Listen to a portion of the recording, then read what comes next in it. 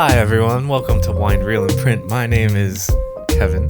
And my name is Ryan. And we are here today to talk to you about a Bay Area film called Just Like Heaven. I was surprised it was Bay Area. I did not know that, and so that's always a pleasant surprise. Have you seen this movie? I have not. This was the first time. Oh, okay. Have you heard of this movie? Or no? I feel like I kind of had, but I did not know the story at all. I feel like I'd seen the poster. Sure. But that's about it. Yeah. Reese Witherspoon, Mark Ruffalo. Yeah. Yeah, I grew up kind of with this movie, one of my mom's sort of favorite romantic comedies. Yeah, I just remember it for being set in San Francisco. So Yeah. I kind of put it on the list, and then we ended up, rolling the dice and We now really randomize what movies we're going to watch because there's too many options. Yeah. Yeah, that becomes a part of it. So we landed on this. Yeah. Yeah, Just Like Heaven. Yes. Tell me about like what, because I just have a lot of questions. So Sure, yeah. So what was like the kind of consensus watching this way back when you were younger, I guess? I mean, obviously my mom's very fond of it. Yeah. Is it one of It's those? like one of her favorites, yeah. Yeah, because it feels like, is this for you like a movie that's just like, oh, it's just a cornerstone of growing up? I would consider that, Yeah. to some degree. Yeah. But I just find it very entertaining. Like watching it back again as a film, person. I love this movie still. I think it's so fun, and like the dialogue is very screwball to me. Yeah, it does have that. Yeah, and you wrote an article about I that. did, Yeah, yes. which is cool. One of my trolling articles. Yeah. Yeah. But yeah, no, that's, I see the connection there. It was very, I hit the mic. It was very interesting. I definitely I came out of it and I was like, what did I just watch? It was a really insane experience for me. It's a crapshoot of a movie, I would say. It feels that way. And it feels like, I think that I think it might have had a similar quality to me if I had watched it younger. Like, it feels like it would have been a good movie for me to watch, like, in high school when I, had more of these kind of, notions Silly. about. Yeah. And it also just, obviously, it's very dated in some of its tropes and things like that. Yeah. So it feels like it might have fit. And I think, me watching it now is just like, I was like getting hit with psychic damage every time I saw any green screen in the movie. Is just wild. The green screen work they did. And then it worked. Yeah. It to me felt like it felt like a Hallmark movie a little bit. Sure. Like it definitely had that quality. Yeah. It had like a well-produced Hallmark movie for that time. For sure. But yeah, it had some For sure. Yeah, it had some interesting little bits. Like for those of you that haven't seen it, just to spend a little air on what the plot is. Basically, it starts off with Reese Witherspoon, who is a doctor, or nurse. No, she's a doctor. Like surgeon almost. Yeah. And then do we know she has an accident? Yeah, she gets into a car accident. Okay, gets in a car accident. Yeah. And then there's a number of other events that occur, and Mark Ruffalo moves into her old apartment and then meets her as a ghost, I guess. Which is the fucking best premise ever. Yeah, it is. I do. And I think that's what kind of kept me involved in it. Was like this. I like the premise a lot. Like on paper, it seems really cool. It just, I think it does it in such a 2005 way that it's hard for me to kind of get on with it. Sure. Especially when we're like, the next episode or whatever this ends up like, we're going to be talking about mumblecore movies. Sure. Yeah. Which feels like was happening at this exact time too. Sure, and what a revolution those movies seem like to something like this. I mean, that's why you get that feeling when you watch mumblecore, right? Is because it's such a delineation from what Hollywood is making at that time. Yeah, it's like, oh wow, this is what you can do. Yeah. So it's actually really fitting to kind of watch a romantic comedy as we kind of like go into and have watched the mumblecore movies. Yeah, we talk about that. Absolutely, because they kind of go into similar themes. Yeah, and like similar characters, but like from completely different ways. Can you imagine a mumblecore version of this? I could, and that's awesome. Yeah. That's awesome. Yeah, I think like that would be a sick like mumblecore movie. Yeah, maybe sure. maybe that for me, and not trying to make this like a review show or anything, but I think that it's I think the format of it, like I said, I think it's just a little 2005 for me. But absolutely. I like the parts. Sure. There are some really interesting like you fun can little make bits. something And a screwball-y like take on it too works, you know. Yeah, like a screwball mumblecore sort of thing would be kind of more entertaining and more fun. Yeah. We may as well just to talk about the ending. Ending. What? She like comes back alive.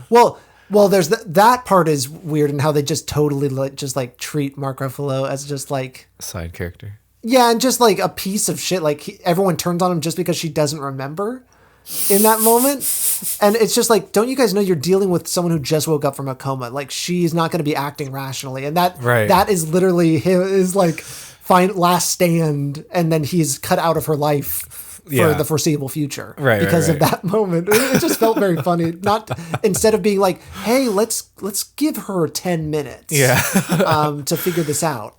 But she doesn't really remember him until no, she doesn't. He like walks into her apartment thing. Yeah, it ends up kind of being a thing. But I think they were a little too quick.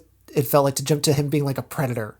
Like it felt like that was kind of the direction it took. It's just like, this guy's a freak. Yeah, even though he convinced us to save her life. Yeah. And he's just like, he becomes like a bad guy right there at the end. Yeah. But I was talking about the snowball at the end. Oh, they reveal it. They reveal that so in the end, John Heder, who is Napoleon Dynamite, is in this movie a little bit and has the ability to sense spirits. Yeah, exactly. And so at a certain point, is able to kind of know Reese Witherspoon is in the room, and it's kind of the first time that a third character can kind of get in on the thing. Like confirm this guy's.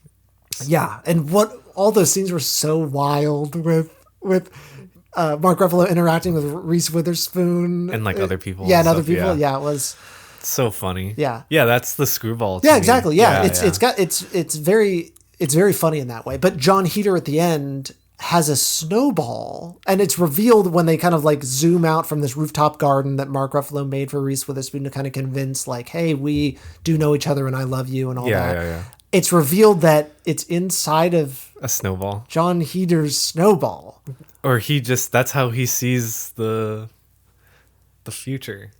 I don't know. Do you have any thought? Like, because I kind of interpret it. Yeah. Okay. That's his. It's like his crystal ball. Yeah, exactly. Yeah. I never put it together, the crystal ball thing. But like the place he works is very, like, it has a lot of that kind of thing. It's all these occult books and stuff like that. So that's definitely in line with his thing. Wow, yeah, I didn't think, but it made it seem like a cheap cop out sort of thing. Or? It didn't, for one, it didn't need it. The movie could have just ended and we were fine. Sure. They added it for something. I'm trying to think of what effect they wanted to add it for. Like, it felt like an ex du machina sort of thing. Like, oh, there's greater power. I don't know. It felt like he was like God. Yeah. Like a little Bruce bit Almighty, a little bit over everything.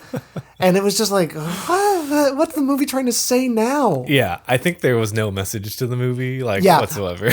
I think I tend to agree with that too. It's like it feels almost like insane to even be pointing this out, but it's also insane to include a scene like that at all and to shoot it. And someone did at some point have a purpose for that scene, and they had to convince John Heder what his motivation was during that and all. There's a number of things that went into it. I'm just so curious of what it was. I feel like it's just a cute wink wink, because this guy Mark Waters, he also he did a lot of, he directed Freaky Friday and he directed Mean Girls, and like Ghosts of Girlfriends Past. Like he's done a lot of films that like play off of similar things, like the weird kind of mystical happenings around us intertwined with just comedy, just straight like 2000s comedy. That's interesting. Ghosts of Girlfriends Past and Freaky Friday feel like he is the perfect director for these movies. Like he built something for himself. Yeah, isn't that weird? That is weird.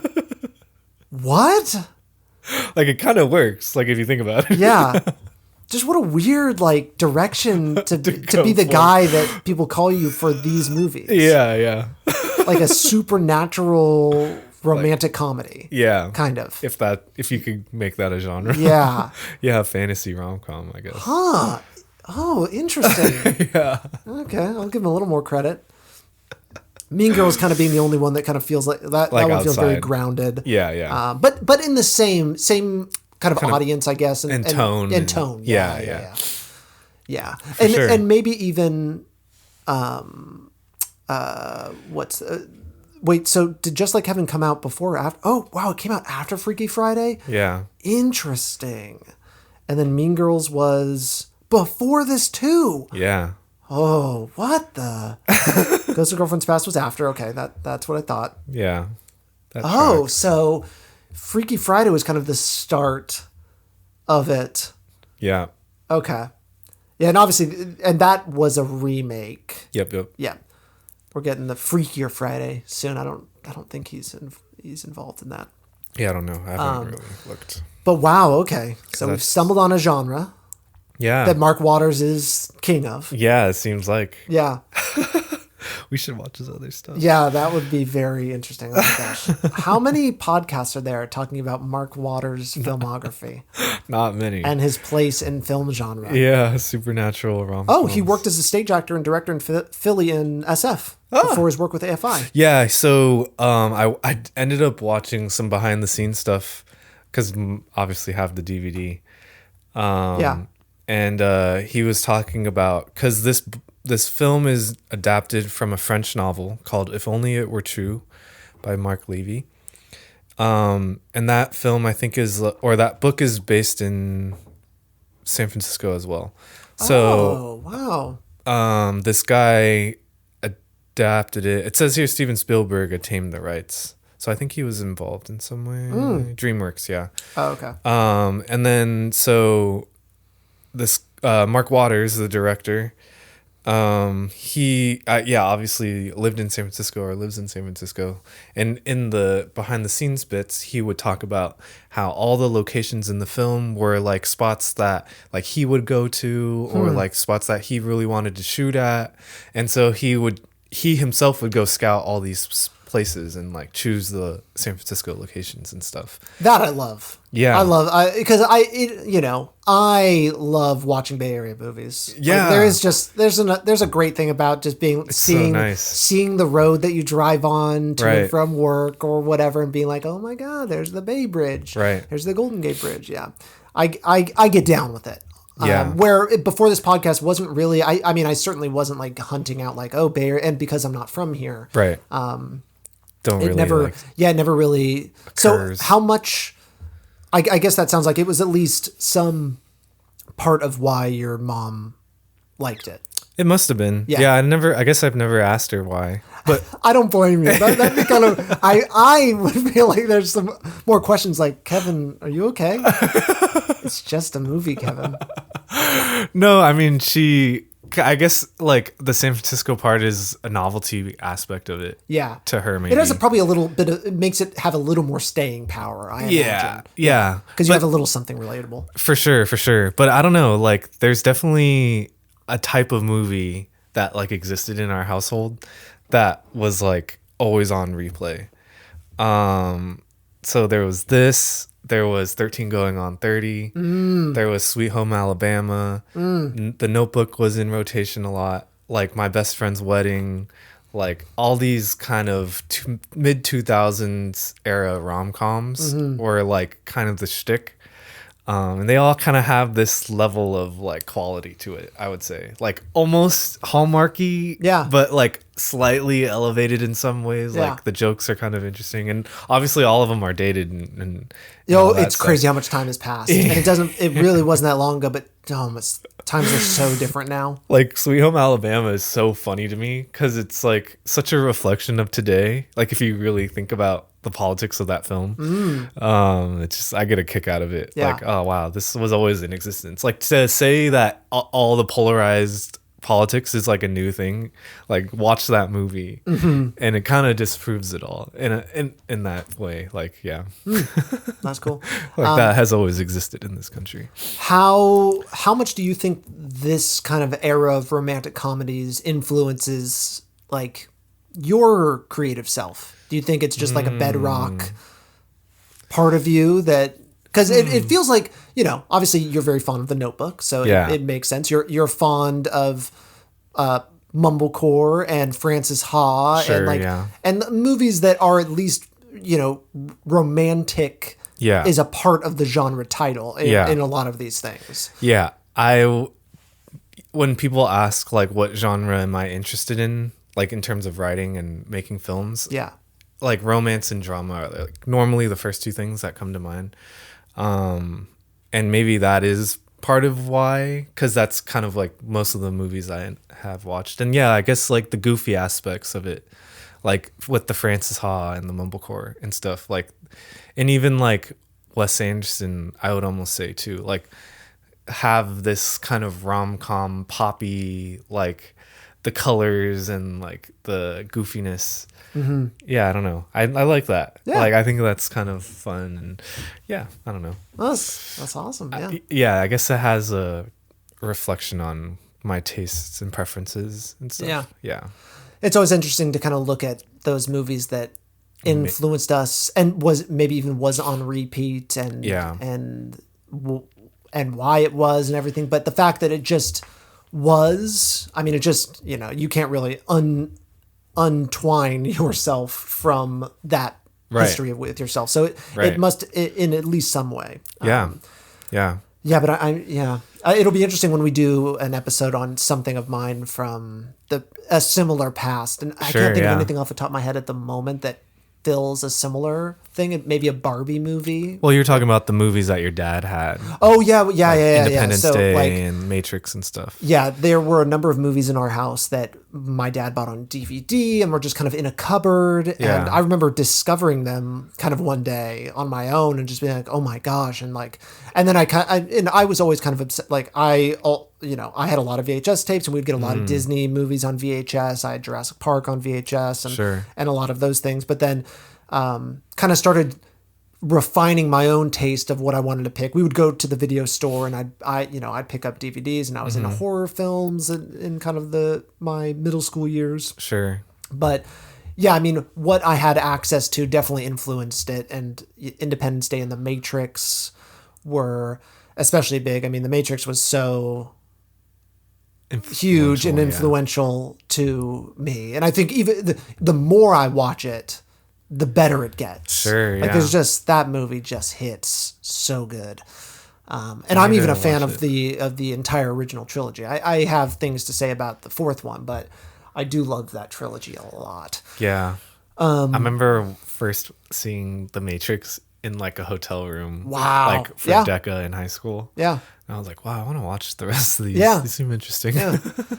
Yeah, I remember the second and third ones came out the same year. Yeah. And I remember just seeing them in my local Vons. Nice. Like I picked them up. I was like, oh my gosh, I want to watch these. Yeah. I didn't even know they came out or anything like that. And I was a little young at that point. Yeah, it's always interesting going back to these films. And I've been doing that a lot like this year, like looking back at movies that I've liked within my recent film cinephile like era, but also like the childhood kind of films too. Just weeding out what was good and what was bad. I guess you kind of got that with Chitty Chitty Bang Bang too. True, yeah. Of like looking back at what I was consuming back then. Do you feel any sadness at all for if you go back and like watch something that like you held really close to your heart, and then you, with your new analytical mind, it just is like, wow, that's stupid. Do you ever feel that way? Generally, I don't have that experience. Yeah. Like, I think Chitty Chitty Bang Bang was the first time where I was like kind of disappointed, but it was never like a pinnacle film for me. Yeah. So I wasn't super disappointed. Most of the time, the movies that like I highly regarded as a kid, I end up still liking like nowadays. Like Holes, I think is one of the best movies like of all time. Whoa! You'll seldom find a film that can interweave all these things together and make an entertaining movie like at the same time. Like it's pretty fucking amazing. Yeah, how epic and great like they build out. I remember Holes very fondly. I do need to watch that again. It's like iconic.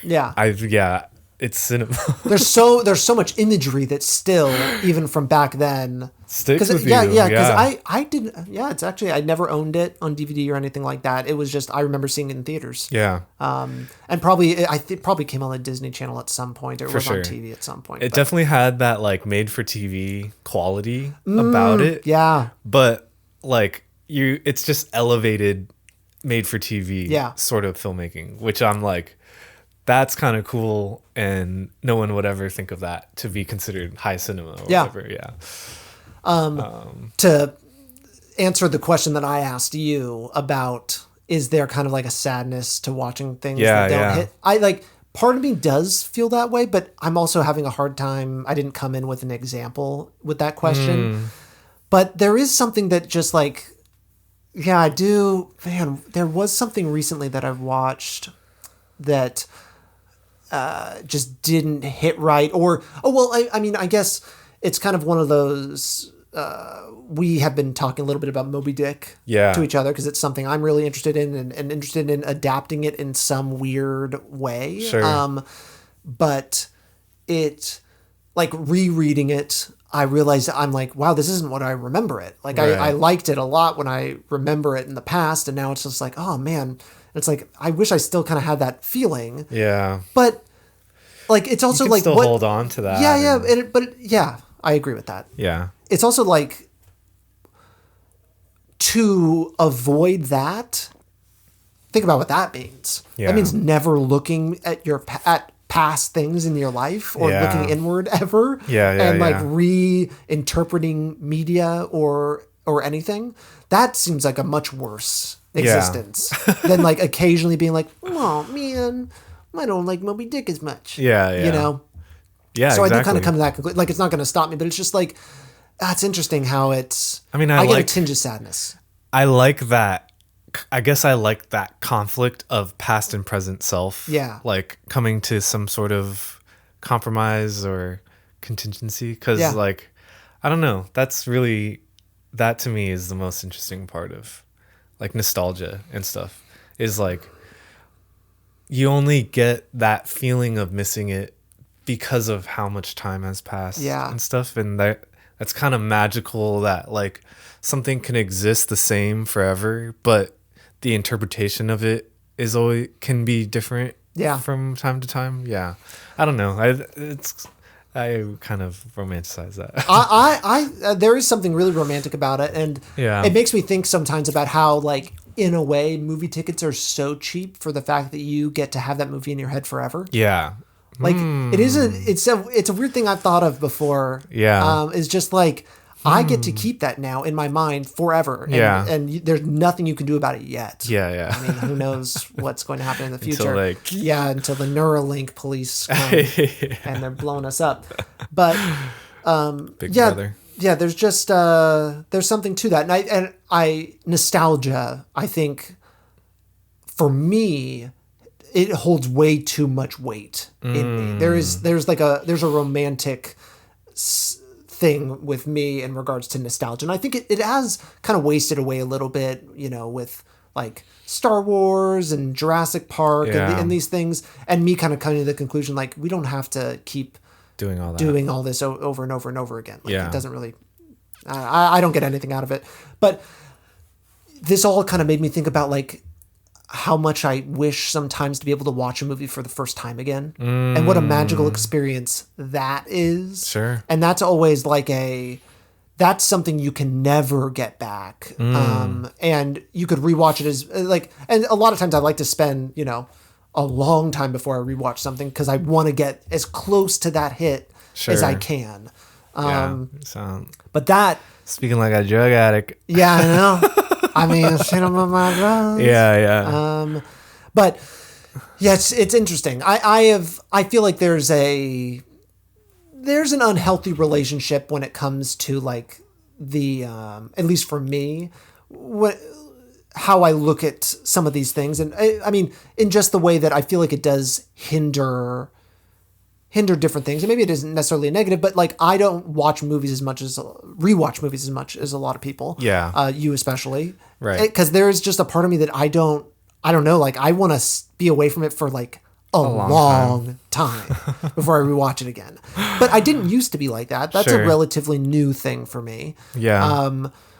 But there's but I think it has a lot to do with like really wanting to experience it again in the same way. But there's something great about rewatching and reanalyzing too. And I think we are eventually going to do a podcast episode about that. Yeah. Very soon. Yeah, because I think that's really interesting. But yeah. Yeah, I don't know. I guess I don't cherish like that feeling as much. Like I don't regard the first watch as very important to me. Like I almost disregard it more often than not, if that makes sense. Yeah. Like if I end up liking or disliking a movie, more often than not, my mind changes on the second or third watch. Huh. So that makes me not hold as much priority in like how I feel the first time I watch it, because most of the time it's like I feel like I'm being you're kind of tricked by the novelty of it when you watch it for the first time. Like it just is the entertainment. And so if you like it or not like it, that doesn't, to me, it doesn't mean as much because you're just experiencing the movie. And because it's a new thing, it's cool to you because it's like, it's right there in front of you. You know what I mean? And you're experiencing it as it is, especially if you're in a theater. Like I definitely feel that more so when I'm in the theater and I'm like, this is the best fucking movie ever. And then I watch it again and I'm like, this was not as great as like I had thought it was, just from like a cinematic standpoint, you know? So I typically disregard how I feel pretty early, and I need that second watch to confirm or reject the initial like hypothesis. So that's why I like watching it twice on opening weekend, because I just like seeing it again and I want to experience it again. I think I have an addictive like personality too, in terms of like, oh, that first time was so good, let's see if it was good again, you know? Excuse me. Like I'm obsessive. Yeah. Like, it is very interesting. I like to understand the experience more too, you know? Like I feel that way. I feel like that way with drugs. Like in broadly speaking, you know, like the more time you take something, the more you kind of like understand how to navigate or like the mechanisms of what is happening within that kind of experience, you know? Totally. Yeah. Wow, this was a conversation about Just Like Heaven. Yeah. Very similar to the Chitty Chitty Bang Bang. Yeah. Yeah. But to me, I was thinking about this like, oh, wow, this is getting away from the movie, but it makes sense because that's what the movie's about. It's like about looking at your past, like re-examining like your life choices, like appreciating life more by re-experiencing it in a new way for both of these characters, right? Like Mark Ruffalo's wife passed away, and so he's like trying to come back into his like normal self and like get a job, and he's kind of a degenerate at the beginning of the movie. And Reese Witherspoon is like obsessed with couches at the beginning of the movie. Exactly. Such a weird quality. Couches and smoking and stuff. And then Reese Witherspoon is like working too much and kind of is not connected to community and like family and stuff. So I don't know, I feel like that was thematic with Just Like Heaven. Totally intentional too, folks. That's exactly what we were trying to do. That's exactly what we meant to do. I'm looking at my outline with no words on it. I guess like, I mean, we talked about how the director like sought out personal locations within San Francisco, but kind of, I guess, what's your interpretation of this movie as a Bay Area film? Ooh, interesting. Yeah. That's a good question. And I think I'm still on the journey to like really even understand what's a Bay Area movie. Yeah. But I think it's a good exercise, and I haven't solved it yet. Sure. Because every Bay Area film we watch, I haven't found it. So different. Yeah, I haven't found the through line. Yeah. I mean, obviously, like, I love the aesthetic choices of the Bay Area. Mm-hmm. Like, it fits what I like. Sure. So, yeah, but I don't know. I don't have anything that's just like, oh, okay, this really, I mean, I could point to, like, you know, stereotypical, like, San Francisco things or Bay Area things and be like, oh, they amplify or whatever, exemplify these sorts of qualities or whatever, like workaholics and lazy bums and all of these. But I don't know. I think that I think you can do this with any city. Sure. I can imagine this movie in New York. Yeah. You know? Sure. So I don't know. Because even Mark Ruffalo is kind of a hip city job. Right. As like a landscape architect or what have you. Right. You know. Like, yeah, what are you really landscaping in San Francisco? Right. Yeah. He did a rooftop garden at the end. That's true. That's when it came in handy. Yeah. For the whole movie, we didn't see any. That's the punchline. That's for that moment. Yeah. It was all for that moment, which is crazy. But I can always appreciate that in the movie. You set it up. Sure. Yeah. Knock it down. For the long run. Yeah. Yeah. Knock it down. Yeah. But yeah, I don't know. What about you? Do you have a Bay Area Connect thing? Yeah, I mean, I feel like I could really go in there and reach and try to find like that thematic thing that like speaks to the whatever. But I don't know. It definitely feels like San Francisco as a place. I guess there's like different Bay Area films within what we watch.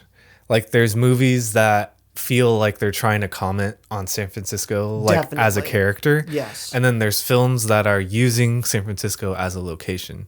And I feel like that treatment is like very two different types of films. And I think this is San Francisco as a location. Agreed. Cause yeah, I mean, even within the book, it's like adapted from a French novel. So I feel like there is a level of like Europeanness in how the city is treated, if that makes sense. Like it's just for design and for beautification instead of like commenting on the people and like, yeah, there's nothing about the people. It feels like, yeah, there's where like you get like it, but I still think even Pursuit of Happiness even does that more. Yeah, it does that more, but still I would say Pursuit of Happiness could happen in any city. Yeah, I mean, you could translate that into other places. But it does like talk. It feels like it talks more about San Francisco a little bit. Yeah, and obviously, Last Black Man in San Francisco. That is very much San Francisco is a character. Yeah, and it's very important to the story. Sure. Harold and Maude. Yeah, that's like borderline, right? Yeah, it feels like it is a commentary because it's about kind of like hippie culture a little bit, and kind of like leaving that time. Right. Yeah, that one I could make an argument that it's more thematically like speaking about the Bay Area. Yeah. While also using it as a location sort of a thing. But yeah, I kind of think it leans more to that other side. What about Big Trouble in Little China? Big Trouble in Little China. Yeah, another borderline. It is borderline because it feels like it is. Yeah. Because it's about Chinatown and it plays up the stereotypes there. Right. But then it does feel very location based, like it's using it as like a setting. It does, because I feel like you could do this in any Chinatown in a lot of different places. Right, you could translate that into other places too. Yeah, and this makes me, I talk a lot about this, but like I would relish the opportunity to transport to the time a movie came out. And experience it with all of the context of the time. I talked about this, I think, in the Altman episode about like Secret Honor. Like, I wish I was like steeped in the Richard Nixon of the time. That's cool. That'd be a cool movie. I know. And the thing is, if only you guys could see Kevin. Kevin is freaking, basically eyes rolled in the back of their head. That'd be a cool TV show where every episode you go to like a different set of like a different big movie and you just like live in that time. Yeah. And you just recreate like the set of a film. And yeah, whatever the mythology of that movie is, right? Like when Tom Cruise is like yelling at crew members or something. Yeah. Or like on a Kubrick movie where like shit's going down. Yeah. Or on Apocalypse Now and you're like doing cocaine with fucking Coppola in the forest. You know, like having these sorts of episodes. This is the video game that we kind of briefly talked about at some point. Yeah. This is when we do the wind reel and print like third. What is it, like a third person adventure game where it's like you click around and you go to this other set. It's like a time traveling thing, but you're in movies. Yes, exactly. Yeah. I also think on kind of the other way is kind of the Letters from Dr. Kevorkian, Kurt Vonnegut way, which is to basically like the movie, going and seeing the movie in the theater is like the crux of the story. Sure. And you have an experience surrounding it that it relates to. Whoa. Maybe it's the meal after, maybe it's the experience before, but the movie plays into it. And that's kind of even what I'm getting at, is like how that moment, that short moment of the movie in the movie theater is colored by, I mean, depending on how old you are, it could be decades of experience, of all of these very tiny little variables around you, from the news, from life. Like what is everyone feeling today? Like what is the most recent historical event that just happened? And that's such a hard thing to replicate in any medium, I think. But that's what I wish I could do. I forget exactly what movie we were talking about, but that's just something that I like have like this itch to get to.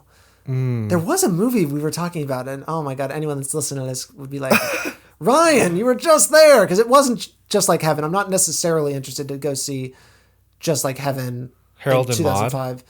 Oh yeah, I guess Harold and Maude. Well, or no. What was the other one that we? Oh, Big Trouble in Little China. Oh, Big Trouble in Little China. Like, was Chinatown in San Francisco?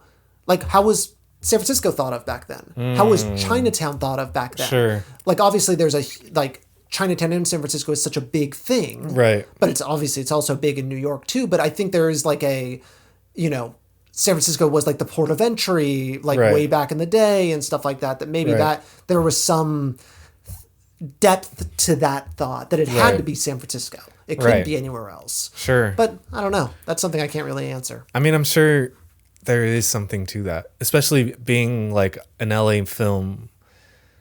I don't know. Yeah. I think that's like LA's interpretation. Like the way I see it is that's LA's interpretation of San Francisco is like Chinatown, Asian people. Like that's where most people ended up. Yeah. Because Angel Island and everything. So, yeah. I don't know. Yeah. That probably, most of the time, like the simplest answer is the right one. Yeah. And so that it may literally just be that, where it's just like, oh yeah, duh. Yeah. I'm sure it has something to do with it. Yeah. Totally. But also, who knows? That I think that's an interesting exercise. Yeah, you're just making my head spin. Because, like, yeah, that is cool. Like, how much... I mean, I guess this is what we're going to talk about later. But, like, how much of a person is put into the movie watching experience. I think there's so much more to looking at the act of it and what that is. Yeah. It comes up in everything we talk about. It feels like, at least for me, man, I fire off on that. Yeah. Cuz you're really thinking about like not just your own personal history, but your own understanding of like human history in general, and then like all these other things, Yeah. Like when we mentioned, we were talking about like metamodernism and like these other words that like are used to describe certain things. And you're like, yeah, this is just a new way of looking at things, like a new way of engaging and like understanding with these ideas. It's like another experience, you know what I mean? Yeah. Like to layer onto the thing. Yeah. I could talk about this a lot, and we're going to, folks. There is going to be an episode where we talk about these things. Let's save it. But we should save it because it's going to be good. Yeah. Because we are about to hit 40 minutes on this one. Which was not expecting that, honestly. Yeah, same. We really but always happy to be here. Fun places, yeah. Yeah, it's always happy to kind of stumble in it and be like, there is an art to just kind of like, you know, sim your pants a little bit, like just like, let's see what happens. Right. And that's why I really enjoy doing this podcast with you, is because you can just go. And this is what made us think about doing this in the first place. Was just like, it starts with a movie and it ends with like really deep conversation. Yeah. Which is the best part. Yeah, it's the best part. Cool. All right, folks. Well, thank you. And that is a wrap. Bye.